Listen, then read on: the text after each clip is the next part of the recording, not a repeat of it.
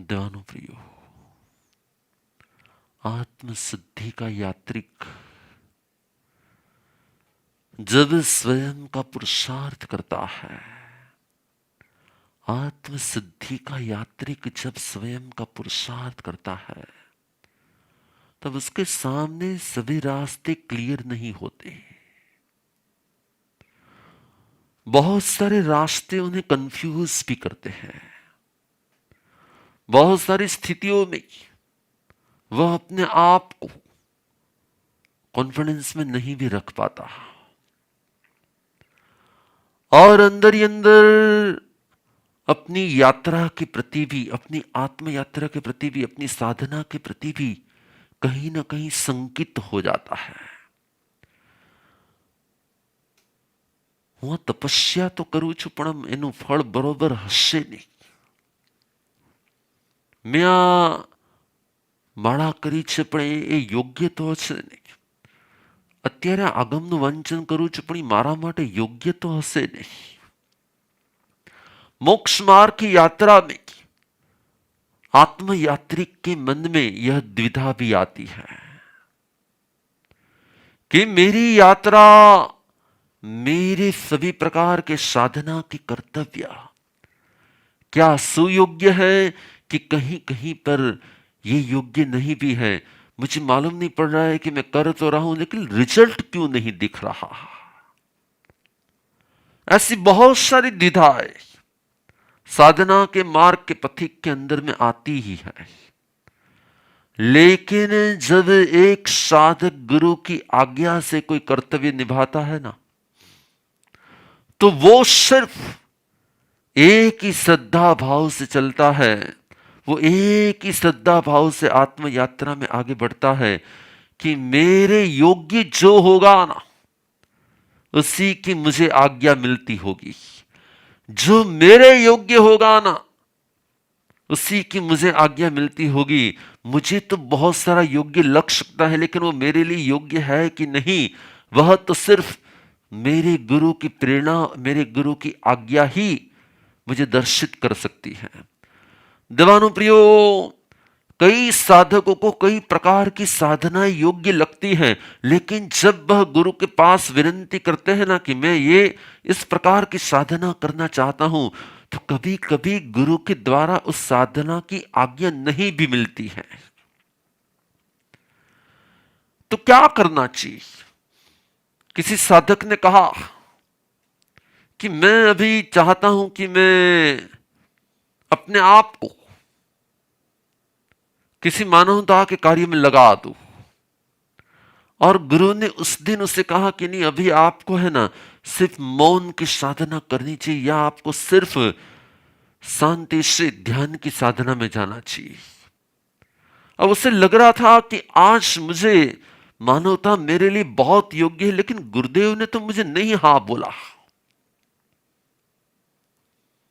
कभी शिष्य को जो योग्य लगता है वह शिष्य के लिए गुरु को योग्य नहीं भी लग सकता है, क्योंकि गुरु का कर्तव्य होता है आपकी प्रवृत्ति को ही देखना नहीं, शिष्य की प्रवृत्ति को देखना ही गुरु का कर्तव्य नहीं है.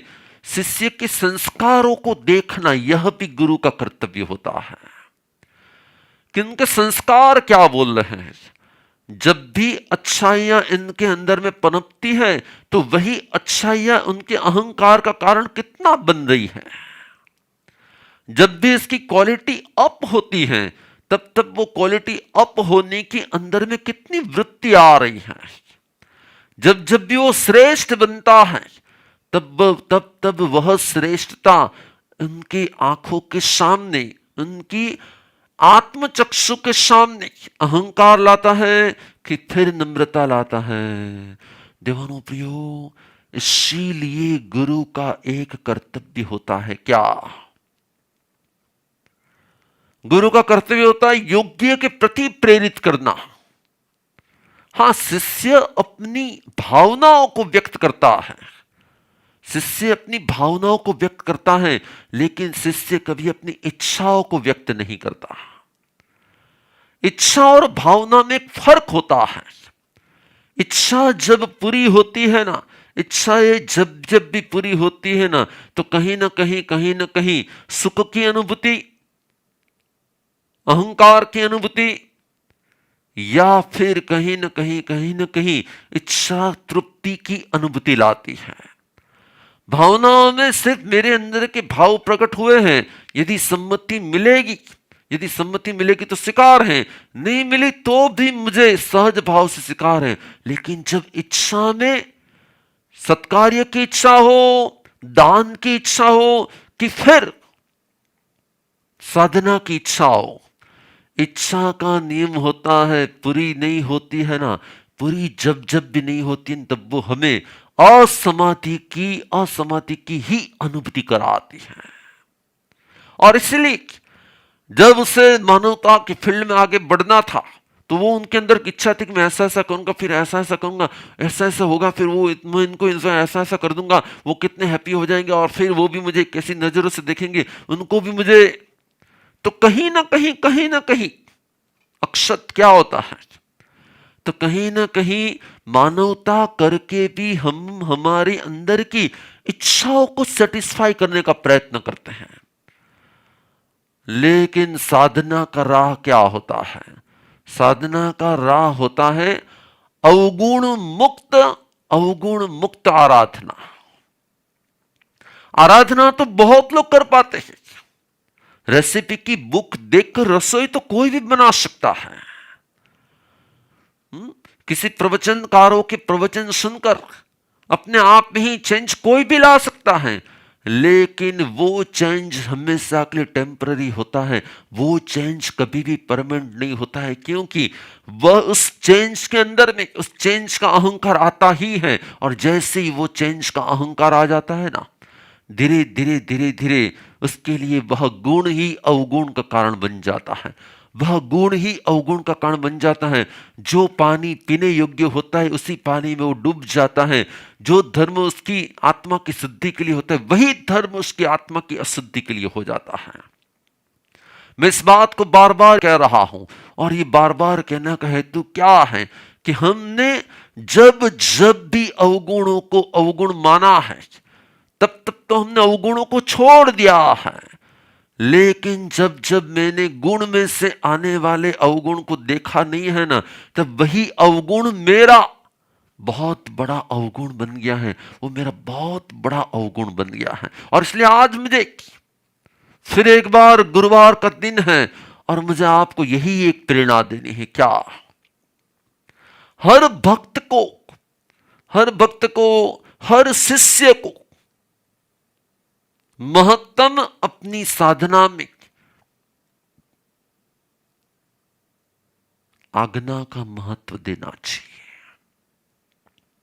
और याद रखना, हर गुरु को याद रखना चाहिए कि मैं आज्ञा करुणा भाव से दे रहा हूं, मैं आज्ञा ममत्व भाव से नहीं दे रहा। यदि करुणा भाव से देंगे तो वो उनके हित के लिए है, लेकिन ममत्व भाव से देंगे तब क्या होगा? मैंने आपको कहा ना ऐसा करने का, मैं तुमने कीधु तो ना अभी तक करवाणु તમે करता थी એટલે તમારે સતામ થાય છે। तो कहीं ना कहीं अधिकार भाव आ जाता है, तो आज्ञा में अधिकार मिक्स हो जाता है, तो गुरु का गुरुपन भी डाउन हो जाता है। लेकिन सिर्फ करुणा भाव से, लेकिन सिर्फ करुणा भाव से, लेकिन सिर्फ करुणा भाव से सामने वाले के आत्म सिद्धि के हित श्रेय और कल्याण के भाव से, शिष्य की हित श्रेय और कल्याण के भाव से ही उन्हें आज्ञा प्रदान करनी चाहिए।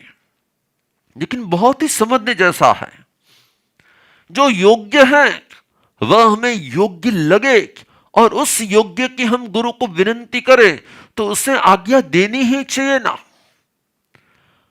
हम योग्य करते हैं, योग्य कर रहे हैं, जो तीर्थंकरों ने आचित किया है वही तप का धर्म हम कर रहे हैं, वही ज्ञान की साधना हम कर रहे हैं, वही स्वाध्याय की आराधना हम कर रहे हैं, वही तपस्या हम करना चाहते हैं, वही दीक्षा हम लेना चाहते हैं। और आप हमें और गुरु से ना क्यों कहते हैं? जब तीर्थंकरों के मार्ग पर चलना है तब फिर गुरु की ना क्यों होती है? देवानुप्रियो, कई बार ऐसा होता है कि इच्छाएं अपना रूप बदल कर आती हैं। हमारे अंदर का मोह है ना, अपना रूप बदल कर आता है, और वो रूप कहीं ना कहीं अच्छा करने की इच्छा के रूप में हो जाता है। वो मोह योग्य करने की इच्छा के रूप में आ जाता है। अब तो मैं योग्य ही कर रहा हूं, लेकिन योग्य कर रहा है तो उस करने का इतना आग्रह क्यों है? योग्य ही करना है तो वो करने का इतना आग्रह क्यों है? क्योंकि क्या होता है कि वह हमारी इच्छा बन जाती है। योग्य करने की इच्छा को कभी भी कहीं पर भी अयोग्य नहीं माना है। अब बरोबर ध्यान से देखना, योग्य करने की इच्छा को कहीं पर भी जगत में कहीं पर भी अयोग्य नहीं माना है। एक ही तीर्थंकर ऐसा कहते हैं कि नहीं, योग्य करने की इच्छा भी कभी अयोग्य हो सकती है। क्या हो सकती है? योग्य करने की इच्छा भी कभी अयोग्य हो सकती है, क्योंकि पूरे खीर भरे हुए बाउल के अंदर में यदि एक बूंद भी जहर का मिक्स हो गया है तो खीर भी जहर हो सकती है। और पूरी साधना आराधना का समय यदि उसके अंदर में थोड़ी सी इच्छा मिक्स हो गई है, इसीलिए महावीर ने मोक्ष पदार्थे पदार्थे, इसीलिए प्रभु महावीर ने मोक्ष पदार्थे पदार्थे एक एक श्रेष्ठ सूत्र दिया। क्या सूत्र दिया? छंदम निरोहेण उवे ही मुखम। अपनी इच्छा का निरोध करना ही सत्वर मोक्ष जाने का उपाय है। अपनी इच्छा को, अपनी इच्छा का निरोध करना, नियंत्रण करना, उसे उसे अटकाना, नियंत्रित करना, इच्छा को नियंत्रित करना ही त्वरित मोक्ष जाने का उपाय है। छंदम, छंद की व्याख्या होती है अपनी इच्छा का आग्रह। इच्छा शब्द अलग है और इच्छा का आग्रह शब्द अलग होता है। इच्छा एक भाव है, लेकिन इच्छा के अंदर में जब आग्रह मिक्स हो जाता है तो उसे आग्रह को लोभ वृत्ति कहा जाता है। उस इच्छा को पूरा करने का लोभ कहा जाता है। तब क्या हो जाता है? इच्छा प्लस लोभ का ये कॉम्बिनेशन हो जाता है, इसको छंद कहा जाता है। कभी क्या होता है कि हमको ये करने की इच्छा हुई, लेकिन देखा कि नहीं हो सकती, फिर हम छोड़ भी देते हैं। लेकिन वही इच्छा जब आग्रह बन जाए, नहीं मुझे करना ही है, कुछ भी हो मुझे यही करना है, मुझे यही करूंगी, मुझे यही करना है, तो धीरे धीरे धीरे धीरे फिर वो हित अहित को नहीं देखता, फिर वो हिंसा हिंसा को नहीं देखता, और फिर उसी के पीछे लग जाता है। तो भगवान ने कहा इच्छा जब आग्रह बन जाती तब उसे छंद कहा जाता है। छंदम निरोहेण। जो आत्माएं अपनी छंद का निरोध करते हैं, नियंत्रित करते हैं, संयमित करते हैं, उसके ऊपर ब्रेक लगाते हैं, उवेई मोक्षम, भगवान ने कहा वो मोक्ष यात्रा में बहुत स्पीड से आगे बढ़ सकता है। और आप सोचो, धर्म तो व्यक्ति, धर्म की आराधना तो व्यक्ति अपने आप सीख के, समझ के, पुस्तकें पढ़ के, कहीं पर प्रवचन वगैरह सुन के भी कर सकता है। तो फिर गुरु की जरूरत क्या होती है? भगवान ने कहा आराधना इच्छा ना हो जाए, इसलिए आराधना पर भी आज्ञा का स्टैंप लगाना चाहिए। इसलिए आराधना पर भी आज्ञा का स्टैंप लगा देना चाहिए। मेरी तो भावना थी आपकी आज्ञा हो तो करना है। इच्छा मिणम बनते तुब्बे हिम अबुणनाय समान। भगवान मैं प्रतिक्रमण करना चाहता हूं, फिर वो भी यदि आपकी आज्ञा है तो। गुरुदेव मैं तपस्या करना चाहता हूं, वो भी यदि आपकी आज्ञा है तो। गस्सकुमाल कहते हैं कि मैं महाकाल नाम के श्मशान में एक रात्रि भिक्षु प्रतिमा ग्रहण करके अपने आप को विशुद्ध करने की महान प्रक्रिया में परिमा में जाना चाहता हूं। लेकिन मैं जाना चाहता हूं यदि आपकी आज्ञा हो तो। मेरी इच्छा के आग्रह से जाना नहीं चाहता, मैं मेरी भावनाओं को व्यक्त कर रहा हूं। बरोबर समझ लेना, भावना पूरी नहीं होती तो असमाधि नहीं होती, और इच्छा पूरी नहीं होती है तो असमाधि होती है। इच्छा पूरी नहीं होती है तो चेहरा बदल जाता है, भावना पूरी नहीं होने पर भी शिकार भाव होता है। इच्छा जब पूरी नहीं होती है ना तो व्यक्ति दुखी दुखी हो जाता है, भावना जब पूरी नहीं होती है ना तब भी उसके अंदर की समाधि का भाव रहता है। वह अपने पुरुषार्थ को प्रकट करना चाहता है लेकिन वो पुरुषार्थ में इच्छा का मिक्सिंग नहीं करना चाहता। उस पुरुषार्थ के अंदर में प्रभु की आज्ञा या गुरु की आज्ञा का अवलंबन लेना चाहता है। कि बहुत ही समझने जैसे सब्जेक्ट है।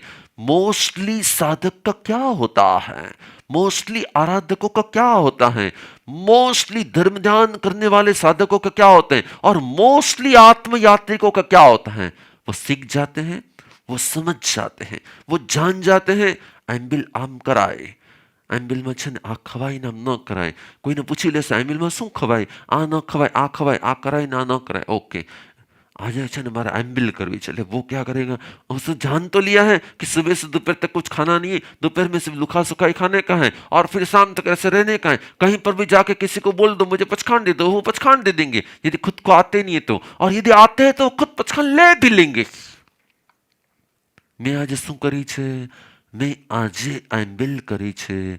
और अब उसके बीच में यदि किसी ने उसको कह दिया कि नहीं नहीं तुमका एम्बिल नहीं करने की, આજે તો આપણે હોટલમાં જવાનું ત્યારે એમ્બ્યુલન્સ કરनी, તમારે जाओ जा जाओ, मारे तो एम्ब्युलन्स। वो जिस प्रकार से जवाब देगा ना, તમારે जाओ जा जाओ पर मारे तो एम्ब्युलन्स, હું તો કરવાનું જ છું, હું કરવાની જ છું। और यदि उस एम्बिल के बीच में किसी ने विक्षेप डाल दिया ना, उस एम्बिल की आराधना में किसी ने विक्षेप डाला ना, अब क्या होगा। उस विक्षेप करने वाले व्यक्ति के ऊपर आक्षेप करना शुरू हो जाएगा। तुम्हारा कारण ज बधु बगड़े छे, तुम्हारे कारण ज मैंने आज आम न करो, आपके कारण ही मेरे साथ ऐसा हो गया। लेकिन ये यदि वो धर्म था तो फिर धर्म में से अधर्म कहां से आ गया। यदि वह धर्म था तो धर्म न करने पर अधर्म कैसे आ गया। वह धर्म नहीं था, वह तो धर्म करने की इच्छा थी। और इसीलिए प्रभु ने कहा जो शिष्य होता है ना, जो शिष्य होता है ना, वो ज्ञान की आराधना भी आज्ञा से करता है, वह सील की आराधना भी आज्ञा से करता है, वह दान की आराधना भी आज्ञा से करता है, वह तप की आराधना भी आज्ञा से करता है। क्योंकि उसका एक ही लक्ष्य होता है कि अनंत काल के बाद मुझे धर्म की प्राप्ति हुई है, अब मुझे मेरे लिए ये धर्म इतना विशुद्ध होना चाहिए, इतना विशुद्ध होना चाहिए कि इस धर्म के अंदर में कहीं मेरी इच्छा मिक्स न हो जाए, इस धर्म के अंदर में कहीं मेरी इच्छाओं का आग्रह मिक्स न हो जाए। और इसीलिए आत्म यात्रा का यात्रिक क्या करता है, अपने हर कर्तव्य में आज्ञा का शिकार करते हुए अपनी इच्छाओं की मृत्यु करता है। और गुरु भी क्या करते मालूम है, सहजता से यदि किसी ने अपनी भावना व्यक्त की कि हाँ मुझे आज उपवास करना है, करो करो। लेकिन गुरुदेव हमणा तो छे ने मने बहु मन थाय छे कि આપણે હું જરાક આંબેલનો વર્ષિદપ કરી લઉં। गुरुदेव समझ जाते कि यस, उसके बोलने के टोन से ही समझ जाते कि इसमें भावना का टोन है कि इच्छा का टोन है। उसके वॉल्यूम से ही समझ जाते क्या इसके अंदर में इच्छाओं का भाव व्यक्त हो रहा है कि इनके अंदर पुरुषार्थ की भावना प्रकट हो रही है। वह करते हुए भी परमात्मा की कृपा से हो रहा है, गुरु की कृपा से हो रहा है। वो करते करते भी अपनी नम्रता के गुणों का विकास करेगा। और उसमें क्या होगा मालूम है, जब इच्छा प्रयोग होगी तो वो करते करते भी अपने अहंकार के गुणों को पुष्ट करेगा। देवानुप्रियो, इसीलिए धर्म तो कोई भी कर सकता है, लेकिन आज्ञा पूर्वक का धर्म सिर्फ शिष्य ही कर सकता है। धर्म तो कोई भी कर सकता है, क्या दान तो कोई भी कर सकता है, सील तो कोई भी कर सकता है, ज्ञान की आराधना तो कोई भी कर सकता है, लेकिन क्या आज्ञा पूर्वक की आराधना तो सिर्फ शिष्य ही कर सकता है। और जब वो शिष्य आज्ञा पूर्वक की आराधना करता है तब वो कर्मों की निर्जरा करता है, और आज्ञा के बिना जब वो आराधना करता है तब उनके योगों की शुभता के कारण सिर्फ और सिर्फ वह पुण्य बंध ही करता है। बिना आज्ञा के बिना आज्ञा के किया हुआ धर्म निर्जरा का, कर्म निर्जरा का दोषों की विशुद्धि का कारण नहीं बन सकता।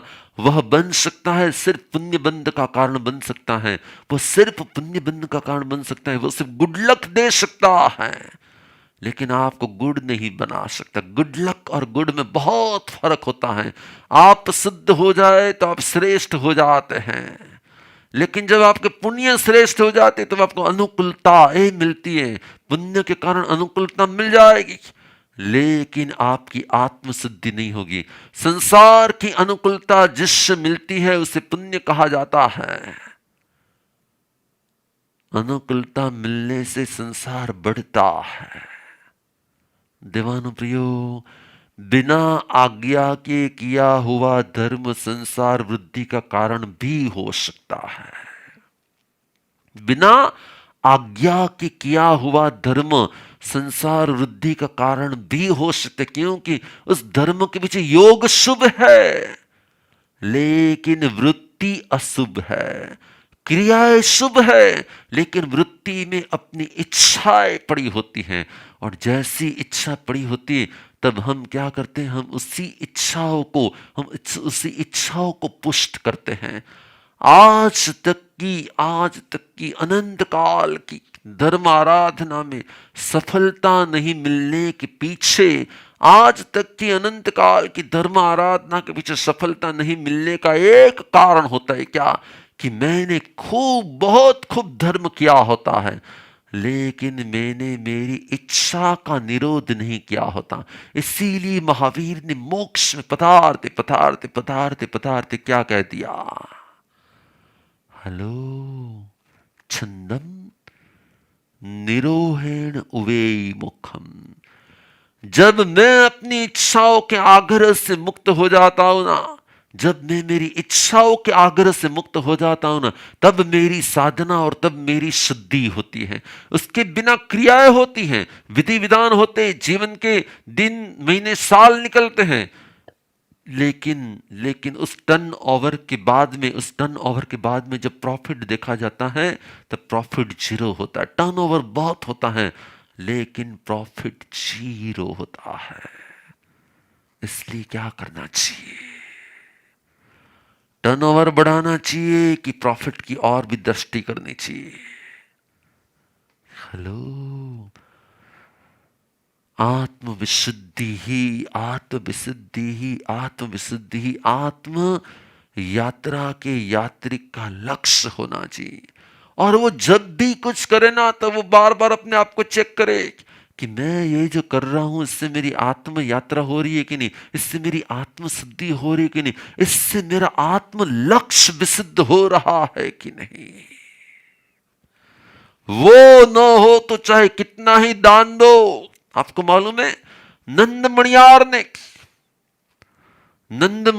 ने करोड़ों करोड़ों रुपए की वाव बनाए, कुएं बनाए, प्याऊ बनाए, बहुत सारे जगह पे इतना मानवता का कार्य, कितना मानवता का कार्य किया, लेकिन उसमें कहीं पर भी आज्ञा नहीं थी। तो उसी वाव के अंदर, उसी कुएं के अंदर में मेंढक बनकर उनका जन्म हो गया। भगवान ने कहा बिना आज्ञा का दान भी सार्थक नहीं होता, बिना आज्ञा का ज्ञान भी सार्थक नहीं होता।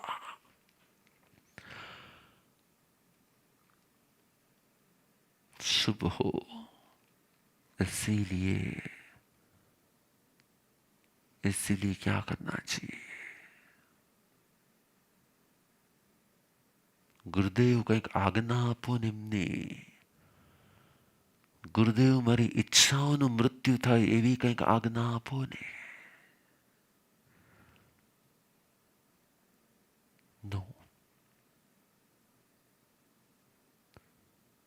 મારી ઈચ્છાઓનું મૃત્યુ થાય એવું आपनो આજ્ઞા સાનિધ્ય મળે ને એવી વિનંતી કરું છું। देखो तीनों लाइनों में बहुत बड़ा फर्क है। મારી ઈચ્છા મૃત્યુ થાય ને તેવી આજ્ઞા મળે ને તેવી વિનંતી કરું છું।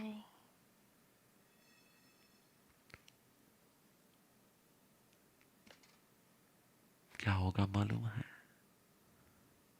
विनंती सिर्फ विनंती होती है, विनंती कभी ऑर्डर नहीं होता।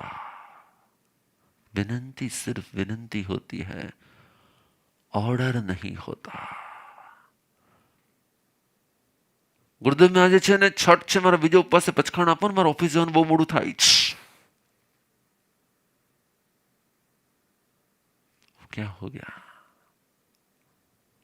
इसलिए आत्म सिद्धि के यात्री को आत्म गुणों की ओर लक्ष्य रखना पड़ता है, और यही लक्ष्य आपका बढ़े, यही हमारी ओर से मंगल कामना। हो सकता है कि आपके मन में एक प्रश्न आया कि हर हमेश शिष्य तो गुरु के पास नहीं होता है, तो फिर आज्ञा कैसे ले हम? અને અમને એમ થાય કે હવે નાની વાતમાં ગુરુદેવને ક્યાં ડિસ્ટર્બ કરવા। હેલો, તમને પ્રશ્ન આવ્યો ને?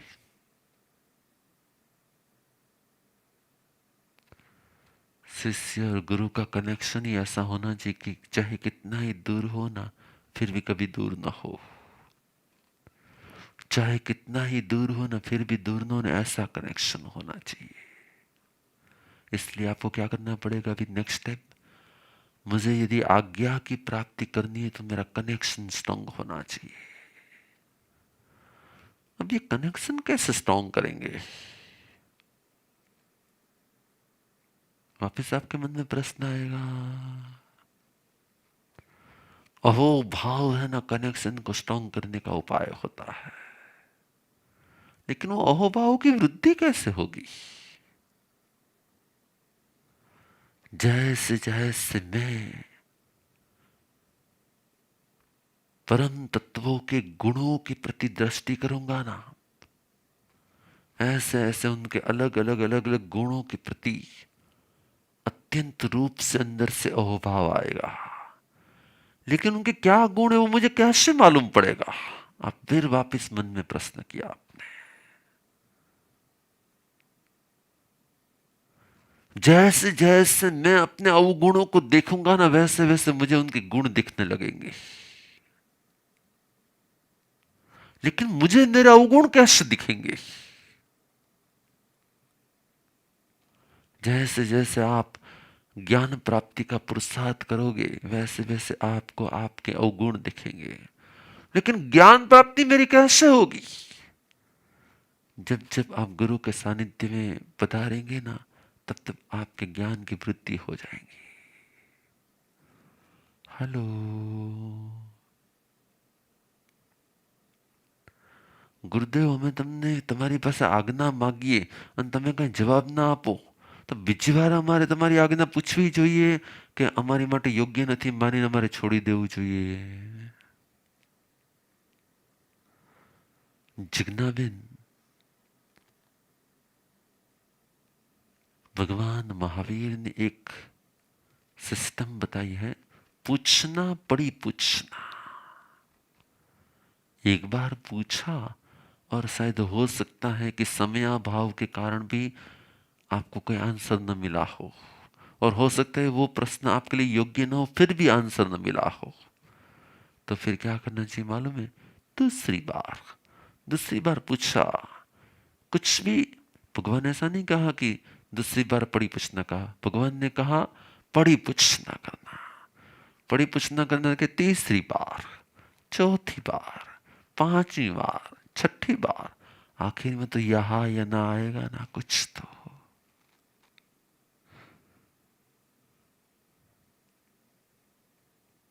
ओके, शुभ हो, शुभ मंगल हो। और किसी को पूछना है कुछ?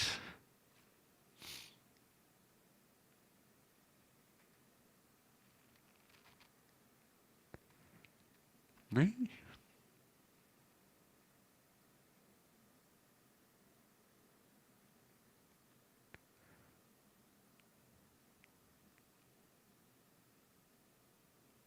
पूछो। यस, पांडुरुणा।